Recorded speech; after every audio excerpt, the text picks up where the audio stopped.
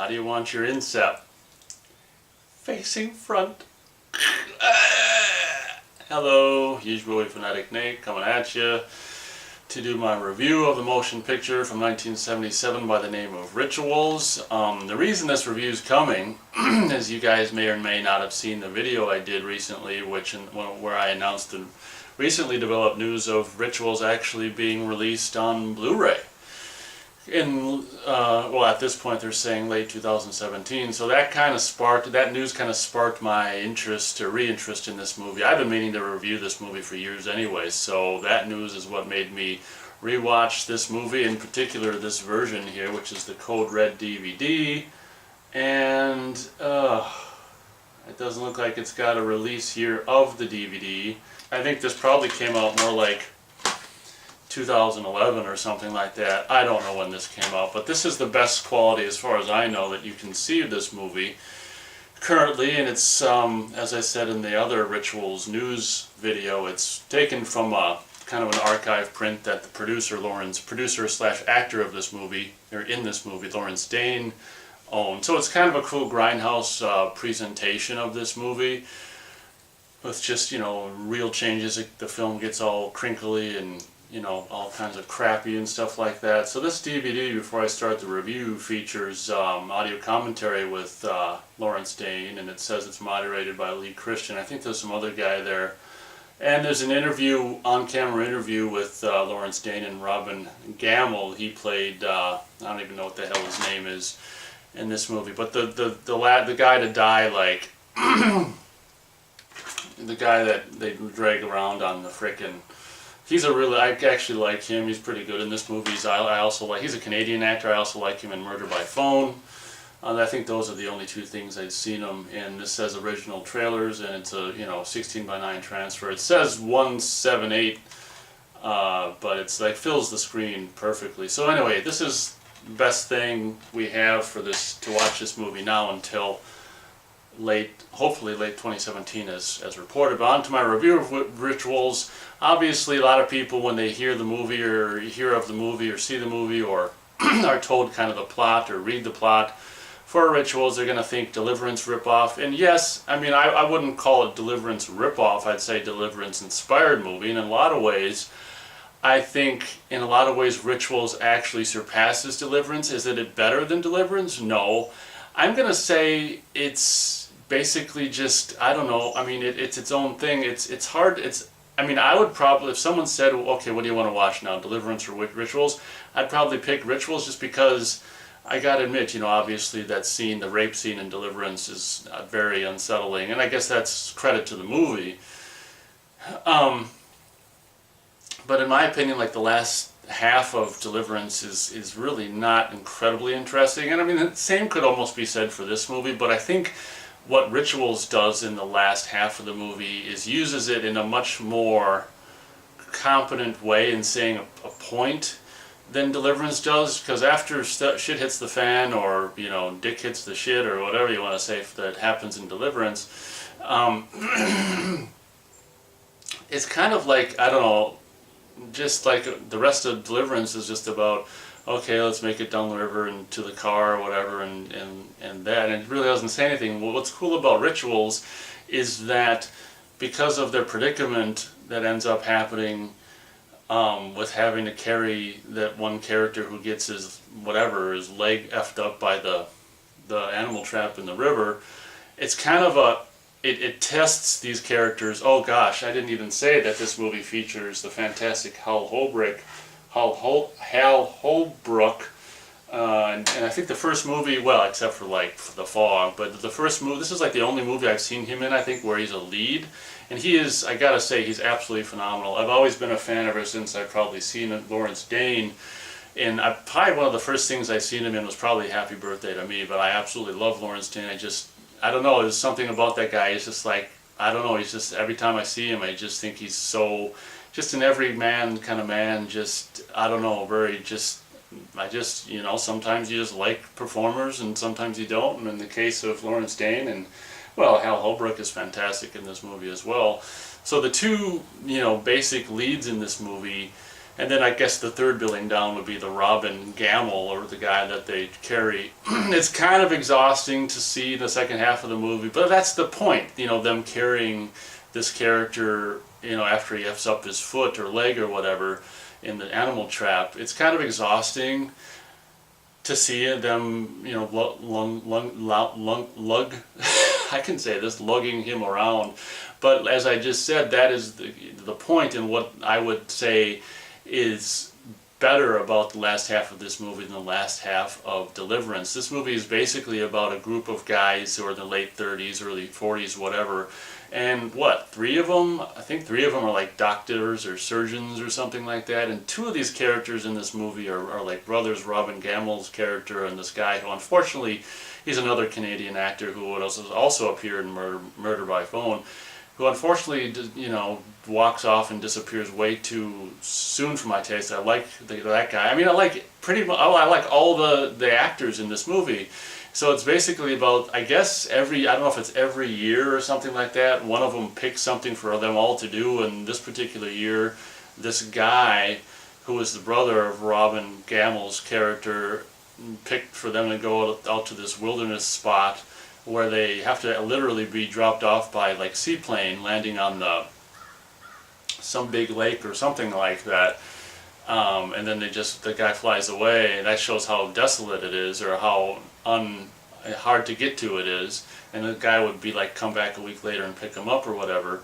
So what ends up happening is, I think like three of these guys are surgeons and or doctors, whatever the hell they are, and the first night they get there, they're having this bonfire and they're arguing about just, each of them has their own, I don't know, ideas of what's right or proper or whatever in their particular like profession, surgical profession and stuff. So they're having arguments around the fire about, very loud, so it's going off into the woods about just different ethical, what people, what any particular character in this movie considers an ethical practice or an ethical decision for a surgical operation. And this basically, we don't end up really finding out until the very end, towards the very end of the movie. Basically what happens is, because they're having this heated, kind of argument about, surgical ethics or whatever the hell you want to call it, it's very loud in the woods. What ends up happening is this guy, I'll just spoil it all because this movie's like, 40 years old now, so what the hell, and you haven't heard of it anyway.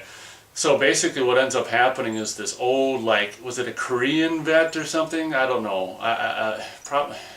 No, World War II. Old, World War II vet, which has just been like, he must have been effed up in a war or whatever, maybe not as badly as, the surgeons would end up doing to him later. But this is actually kind of interesting because there's a little bit of truth in here. This is absolutely real. Obviously the the military or whatever is portrayed in this movie. I can't remember if this is American, probably an American guy who was in World War II, but basically like the military obviously doesn't give a shit about the soldiers because they send them off to die and get maimed and all this shit. But this is actually kind of a realistic account from what I can tell in this movie. It's not seen on camera, it happens decades before this movie starts, but from what I can tell, the doctors or whatever, the VA hospital or whatever the hell is going on with this movie, probably maybe potentially F this guy up maybe even more than he was when I mean, we don't get this kind of detail, but we get some details that the doctors and stuff may have done things to this guy that were maybe, not the best things or in his best interest or whatever. So basically, long story short, this guy, this World War II vet, is the protagonist in this movie, which we don't really find out until the very end of the movie, which is kind of cool, who's basically, because he's been probably living in the woods, I would imagine, probably since just after World War II, or whenever he got done with all this butchering that they were doing to him. He's just obviously a really good hunter and survivalist and good at living in the woods, so he instantly just basically takes it upon himself to just F with these surgeons that are having this heated discussion in the woods or whatever. So one by one, basically the next morning, he takes that night, he takes all their boots, and the next morning all their boots are gone, and I think he kills a deer and leaves the head on a stick with that snake around the thing, like that emblem for the whatever medical profession or whatever bullshit.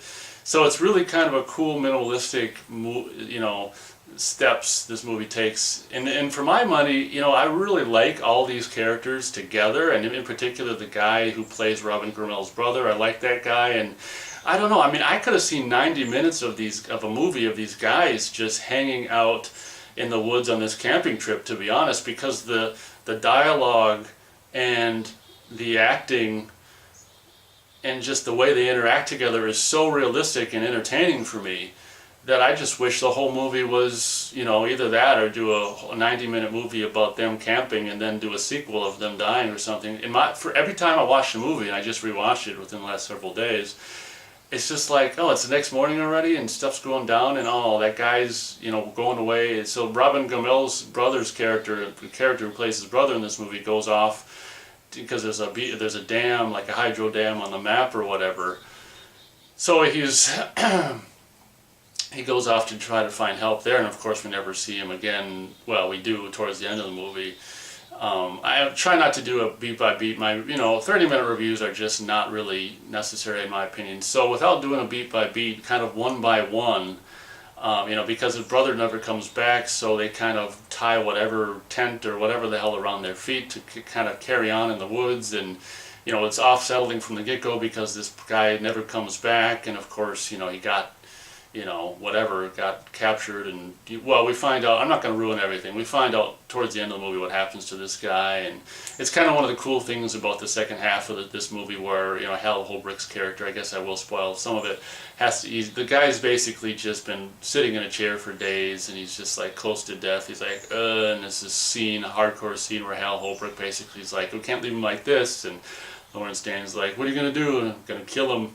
So this movie, in a lot of ways, and the more I talk about it, kind of, I think, in general structure and overall just whatever, I think is superior to Deliverance. But the first half of Deliverance is just so fantastically done that with the music and stuff like that it's hard to say that this is better than that. But I probably like it. We'll just say I like Rituals more than I like Deliverance, because I think the overall story was much more thought out, and even though the second half of the movie is kind of draining and stuff, and again that's the point, that is what the movie is about, is basically this antagonist guy trying to what's Hal Holbrook say,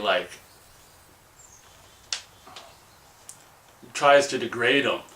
And by, effing up the character's foot/leg or whatever, they'll assume that at some point, well, it may be right away, who knows? Well, it's kind of a little bit of a lesson in what they will do, or to see what these characters will do. And these key characters just, become so whatever. Well, Hal Holbrook is the only one to live, at the very end, if I can spoil the whole thing for you. But absolutely phenomenal movie. And when I first saw this, I mentioned in the the Rituals Blu-ray news video I did, I think I got it actually in 03. I said 04, but I think I got the tape in late 03, which might as well just be 04.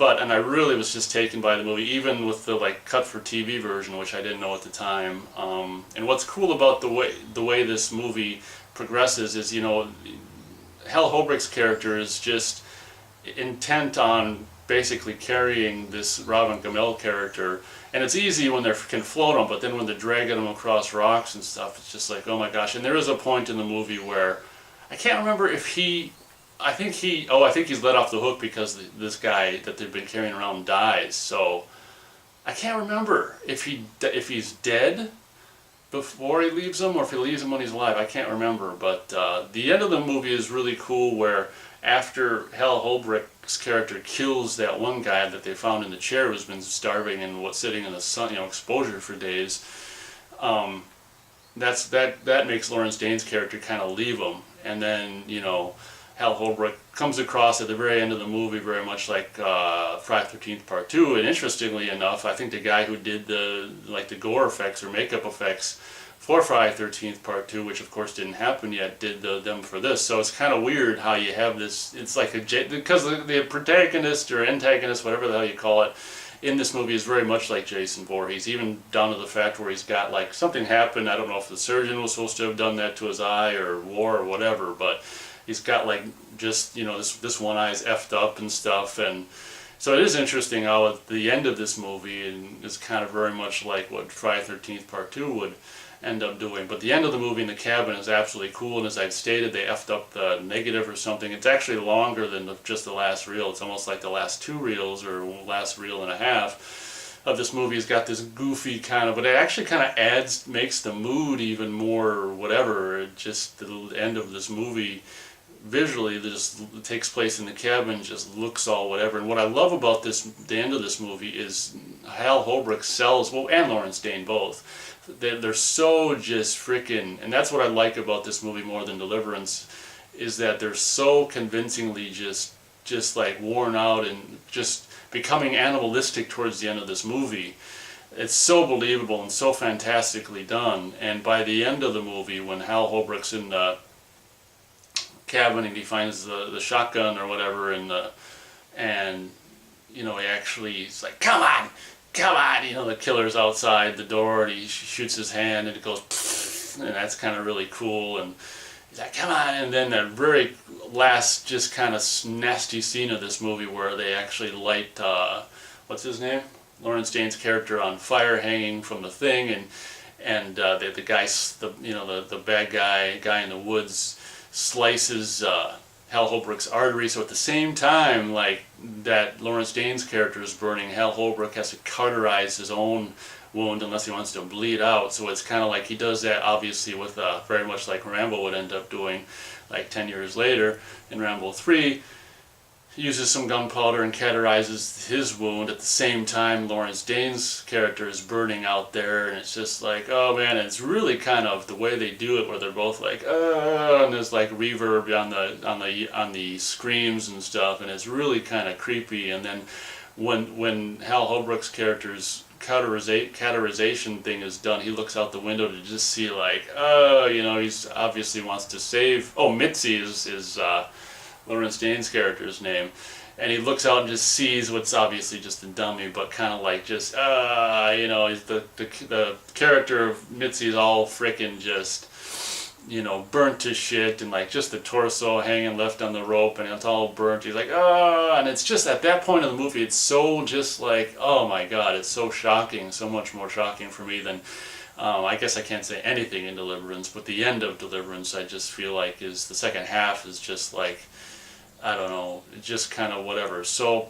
that's my review for Rituals. It's it's probably the best, like, one of my favorite just outdoors survivalist kind of movies, because the end of the movie just really goes there, and it's just Hal Holbrook is just, and Lawrence Dane, well, the three guys that, you know, are kind of left towards the end of the movie, and then Hal Holbrook and Lawrence Dane are the ones who kind of ride out the rest of the movie. Absolutely phenomenal. And they get so, as the movie progresses, they just get so just, you know, dirty and grimy and grungy. It's just so cool, and they're becoming more like animals and stuff like that. And there's some really cool stuff, that backstory that we hear through them talking about, you know, Hal Holbrook's character just kind of like leaving his dad, you know, giving up on his dad and not being there when he was dying and all this kind of stuff, which really makes this movie, you know, kind of a pretty strong kind of character study. And it's basically a movie just about that. How strong can you remain under these really harrowing